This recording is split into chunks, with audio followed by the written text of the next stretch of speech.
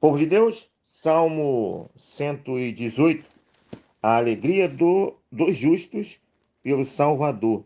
É um salmo aí de ação, de ações de graça.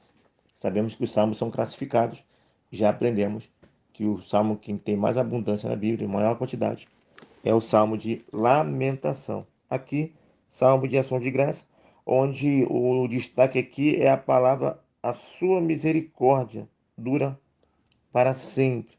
É isso. É bom entender aqui que esse para sempre aqui, dentro de um contexto atual do filme, para sempre enquanto nós estamos aqui nessa realidade terrena, porque ah, ah, há um limite, né, para que as pessoas venham a se arrepender, a voltar-se para o Senhor, e até entendemos com base no ladrão da cruz. Esse limite vai até a beira da morte, não é isso? Até os últimos instantes, né? Depois daí já era, né? E nós não sabemos quais são os últimos instantes de todas as pessoas, e por não sabermos, não podemos nunca declarar que fulano foi salvo, cicrano está perdido, mesmo porque o fulano que foi salvo aos nossos olhos, mas só quem sabe a vida da pessoa na intimidade é Deus. E só quem sabe dos últimos momentos reais de uma pessoa também é Deus, né? E às vezes nós temos às vezes pessoas declarando, ih, não está perdido. Não, nós nunca podemos fazer tal declaração. Nós achamos, nós conjecturamos, ok? Versículo 6: o Senhor está comigo, não temerei o que me poderá fazer o homem. Não temerei. O que me poderá fazer o homem? Né? Esse texto aqui é replicado lá em Hebreus, capítulo 13, versículo 6. É um texto que retrata um estado de uma confiança assim, fundamentada. Confiança essa que ainda nos falta nos dias atuais, não é isso? Há muitas pessoas hoje que estão com síndrome do pânico, pessoas que deixam de ir para a igreja com medo do assalto, de poder ser assaltado, né? Ah, com medo assim extremo. O medo é normal no ser humano. Mas a pessoa já, ao prever, ao pensar em algo que pode acontecer, já travam a sua vida. Uma vida com Deus estabilizada, ela é ausente desses medos exacerbados. Se você, meu irmão, minha irmã, tem esses medos, eu penso que você precisa trabalhar mais essa questão de segurança em Deus, que a tua vida não é uma folha seca. E você precisa entender também que Deus, na sua soberania, ele tem a sua ferramenta. Ele um dia vai recolher a sua vida, vai recolher a minha, a nossa, e ele vai usar a ferramenta que ele quiser. O porquê que ele usa algumas ferramentas do acidente, da bala perdida e do assalto, eu não sei. Mas eu sei que tudo isso aí é ferramenta de Deus. Porque a vida do cristão não é solta, está sob domínio. Então não é a bala que mata o cristão, não é a enfermidade que mata o cristão, entendeu? Não é o acidente que mata o cristão, né? Tudo tem propósito de Deus. É por isso que o Salmo lá de 119, o Salmo 91, ele vai falar sobre aquela questão de 1000 cairão ao teu lado e 10.000 à tua direita, e tu não serás atingido. Não significa que você não pode, nunca vai, você tem o corpo fechado e você nunca vai morrer de bala perdida, de assalto, de acidente, ou de algum mal que alguém vai fazer para você. Não, você pode, mas entendendo que é Deus que usa determinada ferramenta. Então, 1000 cairão a seu lado e 10.000 à tua direita, é no sentido de que a tua vida não é um acidente, não é uma folha seca, né? Então, pode tentar fazer qualquer coisa contigo. Não vai acontecer. Ah, pastor, mas aí vem a pergunta, né? Mas fulano, mas ciclano, mas pastor, eu conheci. Não, você tem que entender que aquilo não foi um acidente. Você tem que entender que a vida daquele irmão, daquela irmã, não estava na mão do bandido. Deus, na sua infinita sabedoria e sendo Deus, ele decidiu que aquele irmão, aquela irmã, iria ser recolhido daquela maneira. Difícil entender? É, porque você é ser humano. É só você olhar para o passado. No passado, Deus decidiu que pessoas iam ser recolhidas na guerra. Deus decidiu que pessoas iam ser recolhidas, dando testemunho para que nós possamos ser frutificados hoje, através do afogamento, do enforcamento, da decapitação, do ser comido por bicho na arena. É só você ler Hebreus capítulo 11. Vai lá ver pegar o Hebreus capítulo 11. Você vai ver lá os mortos lá de Hebreus capítulo 11, onde a Bíblia fala que tais pessoas não eram dignos, de que o mundo não era digno de tais pessoas. Vai lá ver. Então hoje uma bala perdida, um assalto, um cristão que morre por uma bala perdida, que morre por meio de um assalto, atropelamento, acidente, isso é nada diante das mortes que grandes homens de Deus no passado passaram. E o principal exemplo é o próprio Cristo, que a morte na cruz do Calvário era a coisa mais terrível de todas elas. Foi um acidente aqui? Não, propósito de Deus. Para as pessoas, foi o homem. Para o Império Romano, está vendo aí? Pagou um alto preço.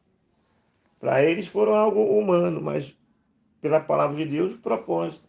Então, significa que Deus teve propósito na morte de Cristo. Deus teve propósito na morte dos apóstolos. Deus teve propósito na morte de vários servos e servas dele durante a história. E isso não foi acidente, foi propósito. Por isso, 1.000 cairão ao teu lado, 10.000 à tua direita, mas tu não será atingido. Ou seja, você nunca vai ser atingido por um acidente, porque a tua vida não será nunca um acidente. Na tua vida tem propósito. É bem verdade que tem alguns propósitos que nós não gostamos. Tem alguns propósitos de Deus que nós não entendemos. Mas o fato de nós não gostarmos, o fato de nós não entendemos, não significa que não seja propósito. Percebeu? Então isso tudo deveria nos levar a não temer o homem. Minha vida é na mão de Deus. Eu sei que eu posso sair aqui e ser assaltado, morrer, para acontecer com aquilo. Minha vida é na mão de Deus. Eu não sei como ele vai trabalhar na minha vida.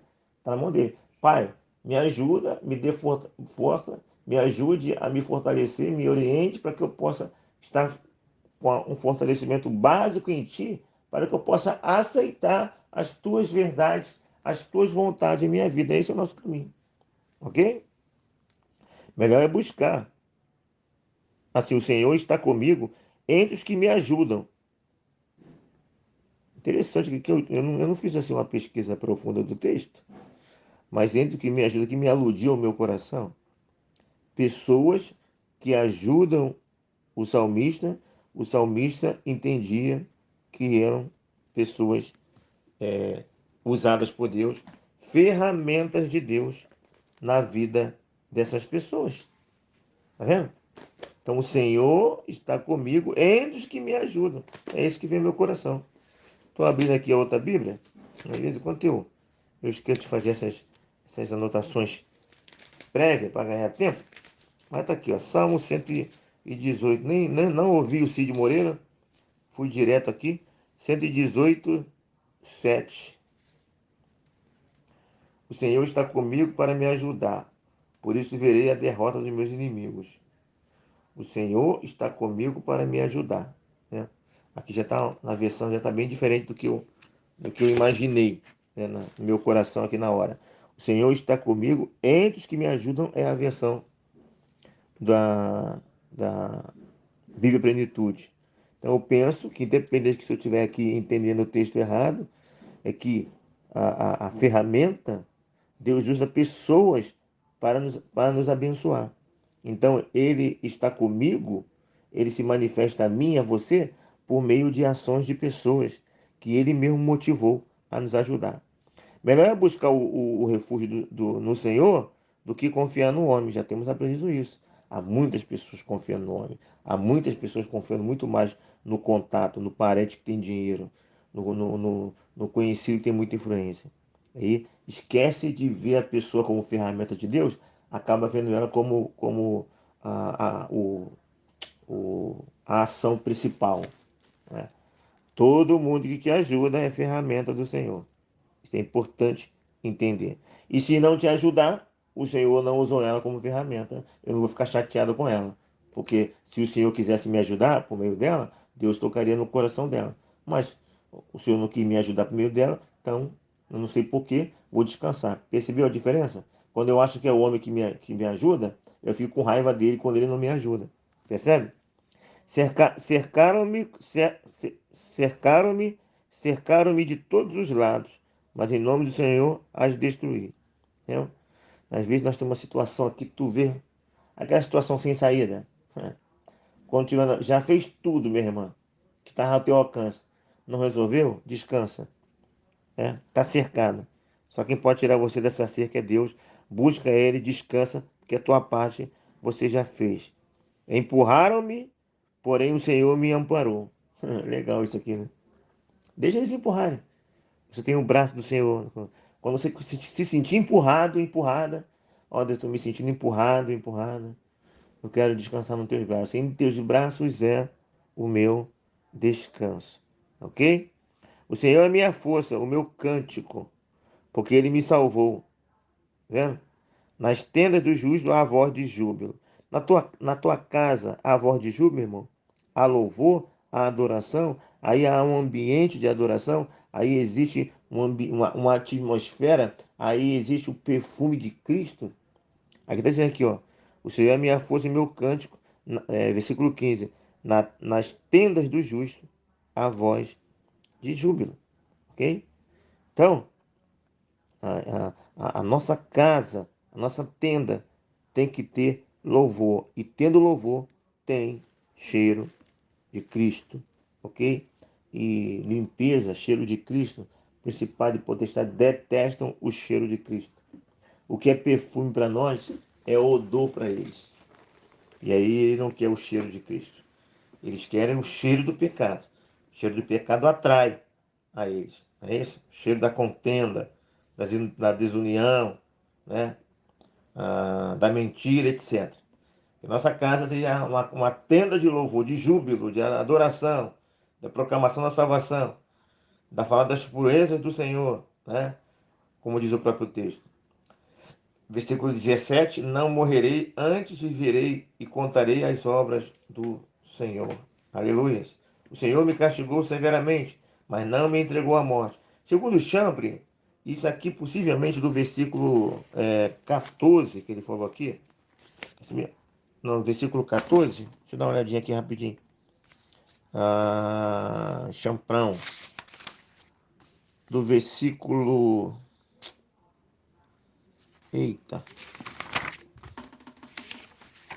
Já estou no 116 aqui, se eu voltar. Não, 118. Aí para frente. 17, 118. Segundo ele aqui, é um canto de ação de graça. Os versículos 10 a 14 parecem indicar que o próprio rei veio ao templo para agradecer ao Senhor. Por que ele fala isso aqui? Ó?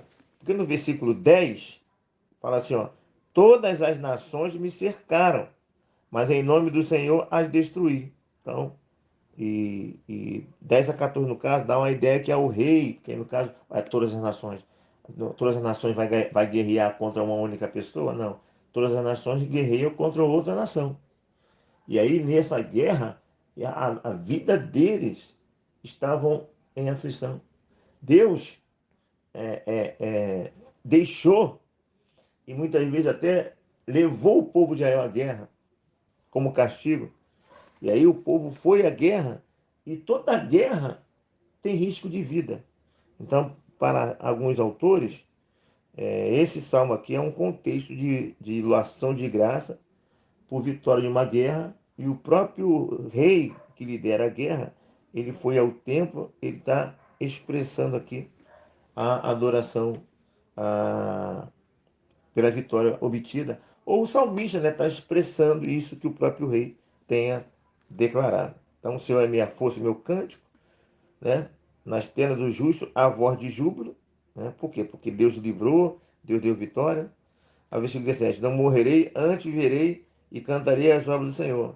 Pode ser um canto que acontece antes de ir para a batalha, né? É isso? Então, um cântico profético que é feito antes, pode ter acontecido isso, não é isso? Ou então é um cântico também que depois da guerra, que retrata algo, sentimento e esperança do que vai acontecer no futuro, das próximas guerras. Não morrerei, antes viverei, contarei as obras do Senhor. Assim como aconteceu dessa vez agora nessa guerra, nas próximas vai acontecer a mesma coisa. Por isso não morrerei, versículo 17. Antes viverei. 18. O Senhor me castigou severamente, mas não me entregou à morte. Alguns também vão situar o texto lá naquele contexto babilônico, né, do cativeiro babilônico, né, porque eles foram levados a cativo, passaram situações complicadas, mas retornaram. Algumas pessoas conseguem enxergar aqui um contexto do exílio babilônio. Né? Deixa eu ver aqui o Senhor Castilho 18. Abre-me a porta da justiça, entrarei por ela. Entrarei por elas. A porta da justiça. Creia, o Senhor teu Deus, o nosso Deus, é o Deus da justiça. 21. Render-te-ei graças, porque me acudiste e foste a minha salvação. A pedra, aí vem aqui uma expressão messiânica, né? A pedra que os construtores rejeitaram, essa veio a ser principal pedra angular. Isto procede do Senhor. Essa pedra aqui no processo original é o povo de Israel, que não tinha muito crédito diante das nações e depois passou a ter crédito. Mas, no sentido messiânico aqui, diz respeito a Jesus, que o Cristo foi rejeitado pelo povo, pelos povos. E ele é a pedra principal. É maravilhoso aos nossos olhos isso. Isso procede de Deus. Tudo que aconteceu com Cristo na história, toda a história, todo o filme do Velho e Novo Testamento procede de Deus. Faz a minha interpretação aqui, né? Versículo 23. Isto procede do Senhor e é maravilhoso aos nossos olhos. É maravilhoso ver como Deus escreveu a história. E nós fazemos parte dessa história. Aleluia. Né? Nossos olhos é maravilhoso procede do Senhor e é maravilhoso aos nossos olhos. 24. Este é o dia que o Senhor fez. Regozijemo-nos, alegremos nele. Né? O dia da vitória, o dia que o Senhor escreveu a vitória. O Senhor predeterminou a vitória. O Senhor anteviu a vitória. Esse é o dia que o Senhor fez. A tua vitória já é prevista pelo Senhor. Né? Isso que você está tendo hoje como vitória, né? Ou aquela vitória que você vai ter amanhã, já é prevista pelo Senhor. Né? É o dia que o Senhor fez, ele já tinha planejado isso. Ok? E aí, ó, salva-nos, Senhor, e nós te pedimos. Ó Senhor, concede-nos prosperidade, 25. Prosperidade bíblica, já falei, a prosperidade é bíblica, não essa prosperidade que as pessoas falam por aí, entendeu? Bendito que vem em nome do Senhor, a vós outros da casa do Senhor, nós vos abençoamos. O Senhor é Deus, Ele é a nossa luz, versículo 27. Adornai a festa com ramos até as pontas do altar. Tu és o meu Deus, render-te-ei graças. Tu és o meu Deus, quero exaltar-te. Quero exaltar. Como é que é? Ih, eu confundi aqui a canção. Alguma coisa. Sempre mais e mais quero louvar-te. Sempre mais e mais.